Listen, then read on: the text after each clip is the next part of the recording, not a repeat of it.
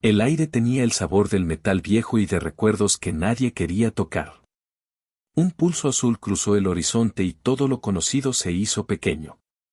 La primera señal llegó sin preguntas, una columna de luz como una herida en el cielo, arqueada y fría. No fue el brillo de una estrella, sino la geometría deliberada de algo que no pretendía ser natural, superficies facetadas que absorbían la luz, siluetas que negaban la gravedad. Una maquinaria que respiraba con la paciencia de 1000 inviernos. Desde la órbita baja de Kepler 9, el sensorio del destacamento humano registró una caída, no de asteroides, sino de intención. Los impulsos llegaron en patrones, en tonos que los algoritmos antiguos no pudieron traducir. La voz del cosmos había sido reemplazada por un lenguaje de placas y sombras. Comandante Héctor Valenzuela observó por la escotilla principal. La pantalla proyectaba la forma de una nave madre alienígena, más amplia que la ciudad donde había nacido, más fría que el hielo en el sector polar. A su alrededor, la tripulación respiraba en sincronía con alarmas que eran, a la vez, mecánicas y religiosas. No había órdenes claras.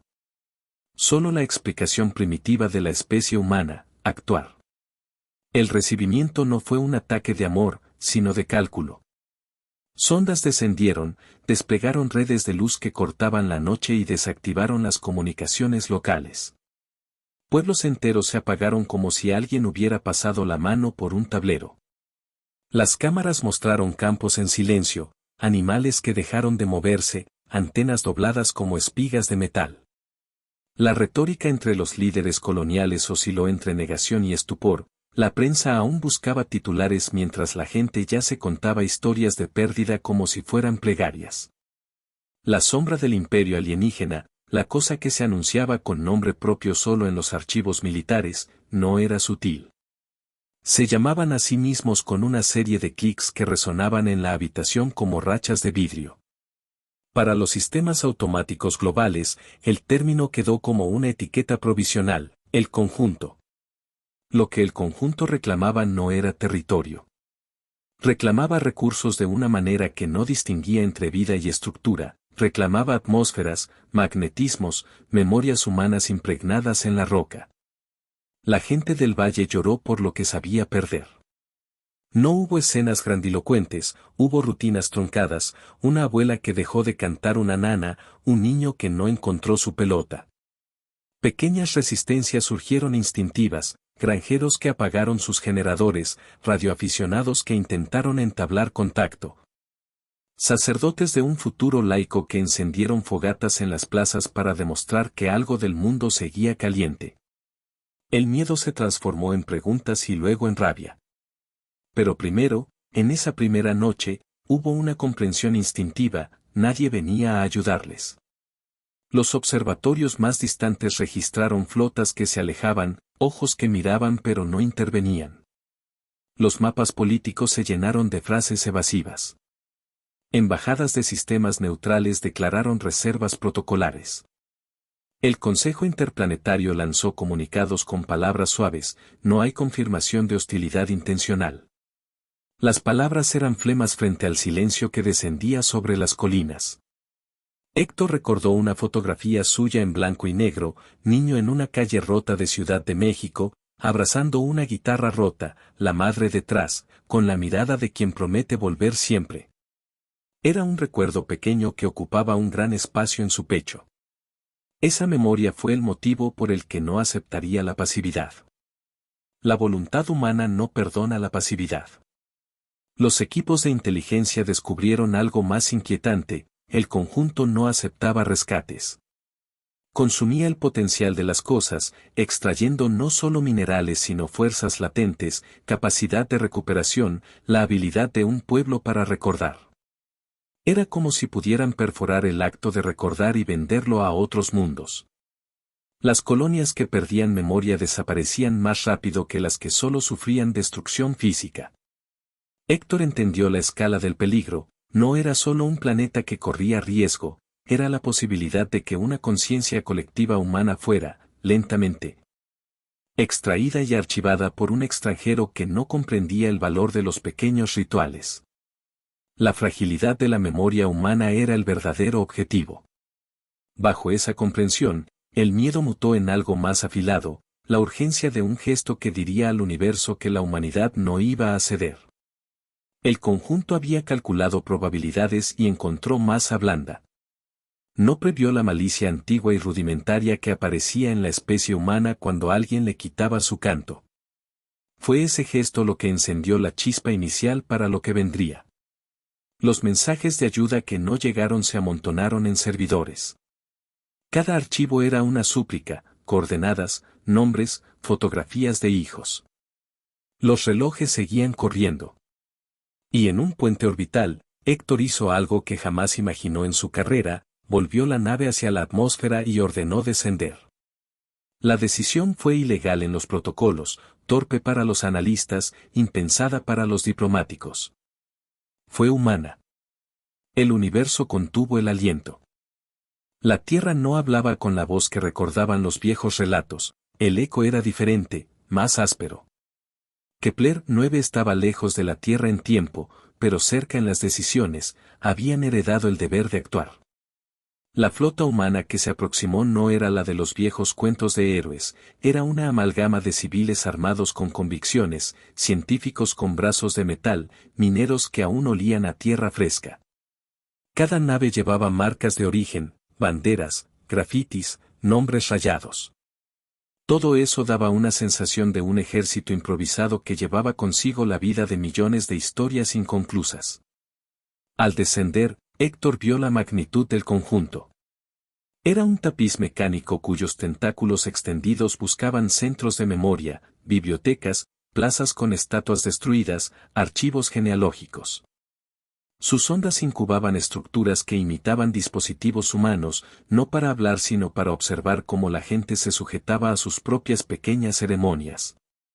Un sensor que capturó el llanto de una madre y lo catalogó como biomasa emocional para ser procesada en series de datos.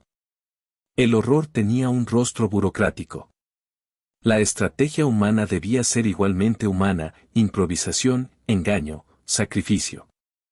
La primera incursión de reconocimiento fue una mezcla de furtiva valentía y tecnología casera. Drones decorados con nombres de barrios antiguos se infiltraron entre escombros y nubes de polvo. Ingenieros que habían hecho pan en planetas lejanos pegaron estructuras con cintas y compuestos improvisados. Había belleza en la mezcla, lo industrial y lo doméstico se abrazaron como amantes forzados por la supervivencia. Los científicos descubrieron una particularidad. El conjunto reaccionaba de distinta manera a la música humana, a ciertos intervalos y armonías que parecían interrumpir procesos de extracción. No era una solución, pero era una rendija, una herramienta de resistencia. Un grupo de músicos y técnicos puso a prueba viejas composiciones, desde coros sagrados hasta ritmos populares. La vibración hizo que las ondas cambiaran patrones, que una memoria detenida hiciera ruido como si estuviera despertando. Fue un hallazgo de una simplicidad escalofriante, la cultura, incluso en su forma más banal, era una defensa. Esto no fue suficiente para detener al conjunto, pero fue suficiente para dar a la humanidad algo más, asombro. Los tecnólogos se sorprendieron al ver que los ritmos de una calle podían poner en jaque a una maquinaria interplanetaria. Antiguos mapas de danza y protesta, himnos de escuelas, panderos caseros, todos adquirieron un valor táctico. La gente del planeta aportó lo que tenía, historias, canciones, recetas. No era solo un enfrentamiento de armas, era una defensa de quienes no olvidaban cómo nombrar lo suyo. Héctor mantuvo la mirada en el horizonte como si pudiera leer la voluntad de la noche. Las decisiones eran microscópicas y trascendentales, quién quedaría en la ciudad para desviar las ondas, quién partiría en naves ligeras para distraer al enemigo, qué monumentos proteger y cuáles sacrificar. Cada elección sembró responsabilidad en carne viva. La disciplina humana se templó en 1000 pequeños actos de valentía. Los relatos de ciudadanos que se negaron a evacuarse circularon como luminarias, un anciano que cerró la puerta de su taller y dejó dentro una carta para su nieto. Una maestra que grabó en una vieja cinta las lecciones que no habría tiempo de impartir, un grupo de vecinos que construyó un refugio para los que no estaban listos para dejar su hogar. No eran héroes con capas, sino personas con manos sucias de vida que se convirtieron en escudos. Los aliados no vinieron en hordas, vinieron en formas pequeñas y sorprendentes. Un grupo de refugiados de una colonia minera ofreció conocer cavernas que podrían ocultar transmisores. Un culto laico ofreció reliquias tecnológicas que habían guardado por generaciones. Las fronteras políticas desaparecieron bajo la pregunta esencial: ¿qué valor tiene un recuerdo frente a su pérdida? Héctor encontró en su gente algo más que obediencia, una curiosa fe en el esfuerzo colectivo. No había doctrinas religiosas, pero había un ritual de resistencia que unía barrios y naves. Se intercambiaban piezas, historias, nombres. En las plazas y en los pasillos orbitales se contaban anécdotas con la cadencia de cantos de trabajo. Esa fe no era teológica ni dogmática, era práctica y fuertemente humana.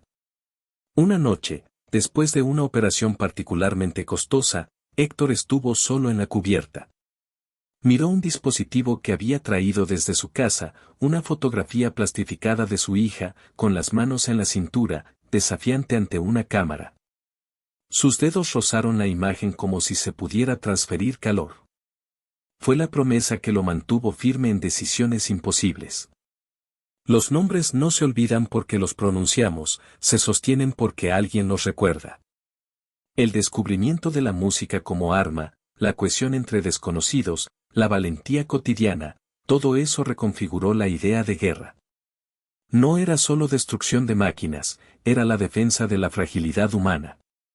Con esa nueva definición, la flota humana decidió pasar de defensa a ofensiva, incursiones dirigidas a los centros de extracción, ataques para liberar memoria. Sabotajes que hicieran la maquinaria del conjunto menos eficiente. No buscaban aniquilar al enemigo, buscaban devolverle a la humanidad su derecho a recordar. En la planificación, Héctor cometió errores que costaron vidas. Se contaron historias de fallos para que el recuerdo fuera exacto y no mitológico. Cada pérdida se convirtió en una lección y una promesa, que la siguiente vez harían algo distinto, que la historia de quienes cayeron no sería anónima. La tierra ya no los vio, pero aún lo soñaba. Las incursiones se convirtieron en un pulso constante: entra, golpea, huye. Pero el conjunto aprendía con una frialdad que hacía temblar, recalibraba extracción, desarrollaba contramedidas. Pronto la lucha se transformó en un intercambio de improvisaciones, las canciones que antes alteraban sondas fueron neutralizadas por algoritmos que analizaban patrones. Los refugios escondidos fueron detectados por raspadores que imitaban voces humanas para desenmascararlos. Cada avance humano provocaba una respuesta más letal. El costo fue un tapiz de nombres. Insurrecciones locales fueron aplastadas con una eficiencia que parecía carente de maldad, casi administrativa. La tragedia más dolorosa ocurrió en una estación que se conocía por su mercado nocturno, donde la vida se sustentaba en el trueque y en la música. El conjunto desplegó una red de frío que apagó motores y borró memorias transmitidas. Las grabaciones recuperadas mostraban rostros convertidos en una estampa de sorpresa, una niña que intentó silbar, un comerciante que dejó caer una bandeja de metal. Las consecuencias fueron la pérdida de voces enteras, historias que dejaron de ser contadas. Héctor ordenó un asalto en lo que pudo ser una redención, una misión para destruir un núcleo de extracción cerca de la costa. La operación fue diseñada con la precisión que la desesperación permite: naves pequeñas, un equipo de asalto mixto, músicos como camuflaje, ingenieros con explosivos quirúrgicos. Todo salió casi como se planeó. Entraron en una bahía donde la maquinaria del conjunto llevaba siglos de silencio. El núcleo estaba protegido por estructuras que traducían dolor en energía, extrayendo reacciones humanas como combustible. El equipo alcanzó el núcleo. Lo que encontraron no fue la roca fría que esperaban, sino una sala con pantallas donde pasaban recuerdos proyectados en fragmentos, anécdotas de cumpleaños, recetas de cocina, cartas de amor no romántico. Pequeñas pulsaciones que la máquina trituraba como si fueran materia prima. Ver aquello fue un acto de violencia en sí mismo. El soldado más joven del equipo, un tipo que había trabajado en granjas verticales, apagó su comunicador y lloró en silencio. Nadie lo detuvo. Había una furia que no necesitaba órdenes. La misión sacrificó mucho. Explosivos colocados con manos que temblaban pusieron en ruinas un nodo crítico. Al escapar, una cápsula de extracción retuvo a un operador. Los demás vieron cómo la máquina lo convertía en una serie de datos, sus últimos gestos congelados en códigos. Héctor escuchó la transmisión final, una secuencia de sonidos que no pertenecía a idioma humano. Fue la confirmación de la capacidad del conjunto, transformar a un ser en conocimiento. La culpa lo invadió como una niebla pegajosa. En los días siguientes, la flota incrementó la intensidad de sus ataques. Sabotajes nocturnos, interferencias religiosas con cantos a través de altavoces improvisados, bombas de sonido que hacían que las ondas reiniciaran sus algoritmos. El precio era alto. Las colonias enviaban listas de desaparecidos, y con cada nombre la determinación se endurecía. La humanidad sabía cuánto debía pagar para recuperar lo que se le robaba. Las tácticas del conjunto se volvieron más sutiles. Utilizaban recreaciones de paisajes humanos para atraer a las personas. Era una forma de tortura, la falsedad de lo que uno cree que conoce. Un vecindario fue recreado digitalmente, y la gente que llegó al lugar encontró réplicas perfectas de sus casas con ventanas vacías. Un niño que buscaba a su padre entró en una sala que replicaba la cocina de su niñez, la máquina alimentó la sensación y luego procesó el significado. La crueldad era una pieza de ingeniería. En ese clima, surgieron actos de sacrificio que no aparecían en los manuales. Capitán Rosa Morales, de la unidad de rescate, decidió quedarse en una estación colapsada para asegurar que un grupo de ancianos pudiera escapar.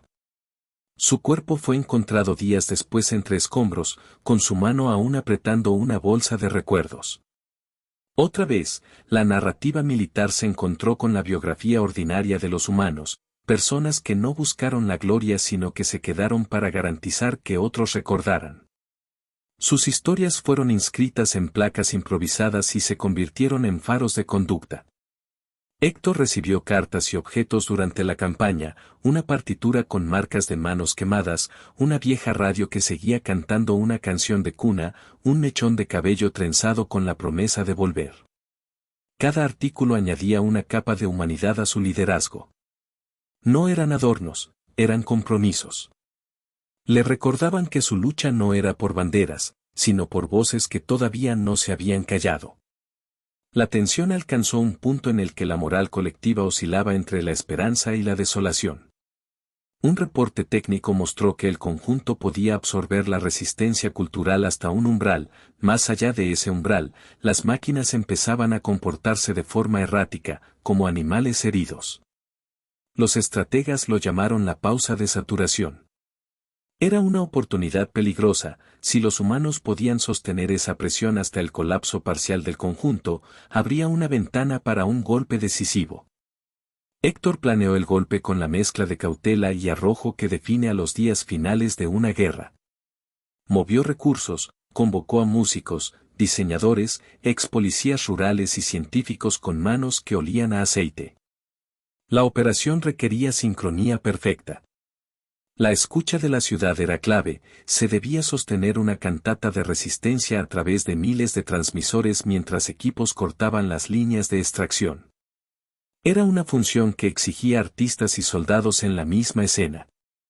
La logística parecía absurda, y quizás lo era, pero la defensa se había convertido en una liturgia.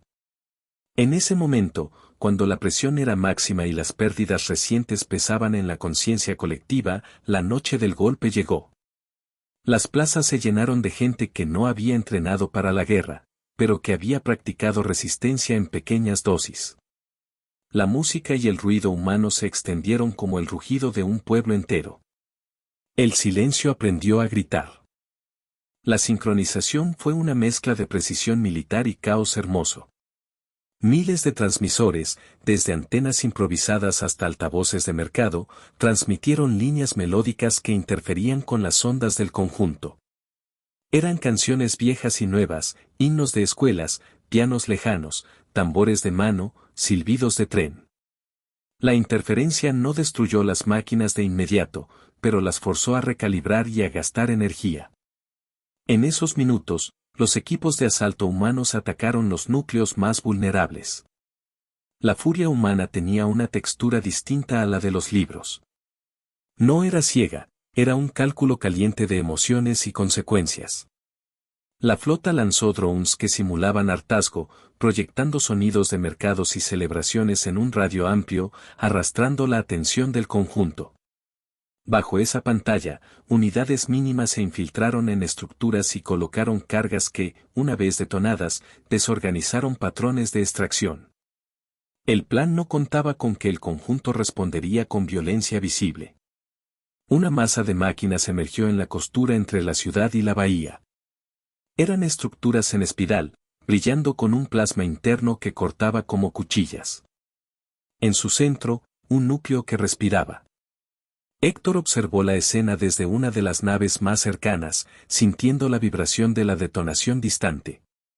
Vio caer columnas y oyó retransmisiones fragmentadas, vidas que pedían, vidas que se ofrecían. En el puente, la tripulación experimentó una mezcla de terror y éxtasis, la posibilidad de cambiar la dirección de la guerra. La batalla fue larga y brutal. Las cargas detuvieron núcleos menores y dañaron sistemas de soporte del conjunto, pero la reacción enemiga fue más letal y más directa. Un escuadrón que intentaba cortar un cable maestro fue interceptado. Sus naves cayeron como hojas de metal. Por un momento pareció que la ofensiva humana había sido una ilusión, un deseo demasiado hermoso para la crudeza del mundo. Y entonces ocurrió algo que nadie, ni en las mejores simulaciones, pudo prever, una reacción en cadena. En uno de los núcleos impactados se produjo una sobrecarga que cambió la naturaleza de la vinculación del conjunto con las memorias que extraía. Las proyecciones que utilizaban como señuelo dejaron de ser simples datos, comenzaron a replicarse, a mutar. Un recuerdo liberado por la detonación, la imagen de una mujer tocando una guitarra bajo la lluvia, no solo se recobró en la pantalla, sino que se expandió como una interferencia armónica. Otras memorias se sincronizaron con ella, la canción de una escuela, la risa de un mercado, el latido de un baile. La maquinaria del conjunto, diseñada para compilar, fue inundada por el flujo de lo humano. Fue una reacción que combinó técnica y milagro. La energía que el conjunto había invertido en comprimir recuerdos ahora debía invertirla en procesar su inherente complejidad. Los sistemas centrales comenzaron a fallar, no por explosiones, sino por la imposibilidad de traducir la alteridad humana, el humor, la ironía, las referencias mutuas, la redundancia hermosa de la cultura. Los algoritmos, que traicionaban su creador por su propia lógica, empezaron a producir errores en cascada. Era como si la máquina se hubiera quedado sin un diccionario para entender un idioma que no era perfecto. En medio de ese caos, los humanos no fueron indiferentes. Aprovecharon la confusión para entrar en los núcleos y liberar archivos. Ingenieros conectaron dispositivos simples que hackearon procesos con ritmos de tambores y coros. Las memorias fueron liberadas en paquetes que explotaban en la red como fuegos artificiales de significado. Fue una acción de rescate que parecía sacada de una religión laica. Cada memoria rescatada se encendía en transmisores y se enviaba a la atmósfera, a los radios, a los respiradores de los que quedaban. La violencia escaló. El conjunto lanzó dispositivos que intentaron comprimir emociones en formas físicas, pero esos intentos fueron interrumpidos por una resistencia que ya no estaba interesada solo en sobrevivir. Había furia contenida, un poder que combinaba técnica y rabia antigua. Héctor, desde su nave, vio el rostro de su tripulación contra la luz de las explosiones. En ese rostro le pareció leer toda la historia humana, dolor, hambre, baile, despedida. Y en ese instante supo que la victoria dejaría cicatrices, pero también un rumor de orgullo. La culminación llegó cuando un equipo liderado por Héctor mismo irrumpió en un nodo central. El viaje fue el equivalente humano a atravesar un templo enemigo, cámaras que ofrecían recuerdos como carnadas, pasillos que reproducían voces queridas. Cada miembro del equipo tuvo que sacrificar algo para avanzar, renunciar a su propia memoria momentáneamente para no ser atrapados por los señuelos. Fue un acto de renuncia que ningún manual militar recomendaría, pero que la batalla exigió. Entraron con la idea de destruir, pero encontraron la posibilidad de reconfigurar. Allí, delante de una matriz que parecía contener millones de deseos, Héctor colocó un dispositivo que no buscaba borrar sino enlazar. El mecanismo humano era simple, no pretendía forzar la máquina a entender toda la complejidad humana, sino introducir un patrón de redundancia y contradicción que hiciera imposible su uso como herramienta de extracción. En términos técnicos, una saturación heurística, en términos humanos, un canto que nunca terminaba. Lo que los ingenieros llamaron el bucle fue activado y comenzó a difundir memoria, historia, ruido. La máquina, incapaz de cuantificar la superabundancia de lo humano, entró en colapso. La explosión final fue a la vez destructiva y liberadora. Núcleos estallaron en una belleza terrible, proyecciones de cielos, manos, olores, voces, todo liberado como si el universo expulsara lo que no tenía derecho a retener. Hubo pérdida. Hubo heridas que no cerrarían. Pero también hubo rescates masivos de memorias que se habían ido creyéndose perdidas para siempre. El conjunto no desapareció instantáneamente, pero su estrategia de extracción quedó severamente comprometida. En los minutos posteriores, la radio espacial se inundó de mensajes, nombres pronunciados como mantras, canciones que cruzaban océanos, las voces de los que habían sido recuperados. La humanidad no había derrotado a un dios de metal con solo armas, lo había enfrentado con aquello que le era único. La victoria fue un triunfo moral tanto como militar. La oscuridad recordó su propio miedo. La mañana después del asalto fue pálida y extraordinaria. No hubo fanfarrias oficiales, los festejos eran íntimos, improvisados, inevitables.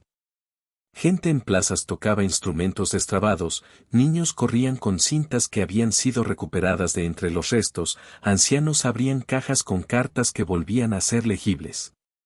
La vida no regresó a su versión anterior, se transformó con cicatrices nuevas, con nombres que ahora pesaban de manera distinta.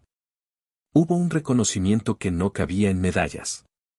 Las historias de sacrificio se contaron en mesas, en cafés, en cobertizos improvisados. Héctor caminó por la ciudad con pasos lentos, como quien recorre un campo de batalla con la voluntad de aprender el mapa de pérdidas. Se paró frente a una escuela donde un piano, que había estado mudo, ahora sonaba con manos que habían aprendido un nuevo ritmo de resistencia. Observó a una maestra que enseñaba canciones de memoria y vio cómo los niños repetían nombres que no conocían pero que ya sentían pertenecerles. La reconstrucción vino con una peculiar dignidad. No fue una tarea delegada, sino una obra colectiva. Vecinos, antiguas rivalidades y nuevas alianzas, todos trabajaron en levantar lo que la máquina había intentado arrebatar. Restauradores improvisados cerraron grietas en estatuas con cemento y recuerdos insertados en huecos, como si quisieran sellar historias dentro del mármol. Se plantaron jardines en lugares donde la maquinaria había dejado suelo estéril. Cada planta, cada gesto, fue un acto simbólico, un voto a favor de la persistencia humana. Héctor recibió cartas de lugares lejanos, comunidades que, inspiradas por la lucha, habían formado brigadas de memoria. Algunos compartían técnicas ingenuas de defensa, canciones sincronizadas con interferencias, y otros enviaban objetos con significados personales. La humanidad comprendió que la defensa cultural sería ahora parte de cualquier política de seguridad.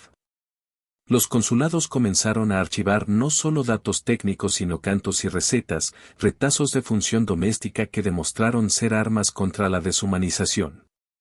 La derrota del conjunto dejó consecuencias geopolíticas, algunos gobiernos implicados intentaron negociar con las potencias distantes que habían visto el conflicto como una intrusión remota.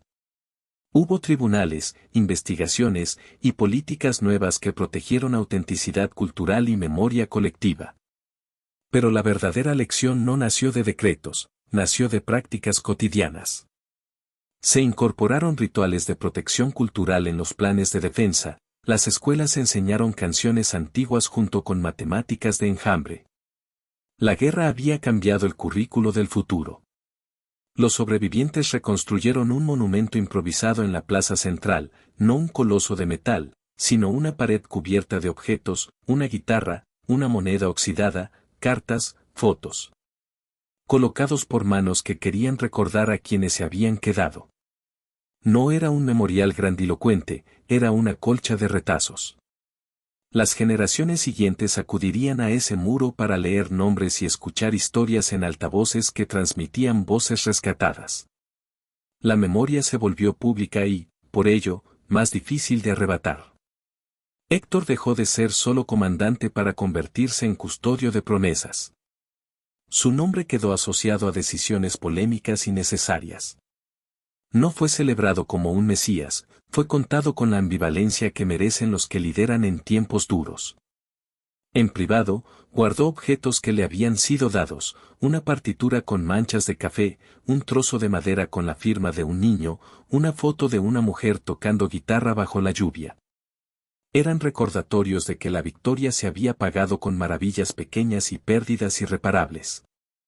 Los artistas, que habían sido parte fundamental de la contienda, ocuparon un lugar central en la reconstrucción cultural. Hubo festivales de memoria, archivos abiertos, programas que intercambiaban canciones entre colonias.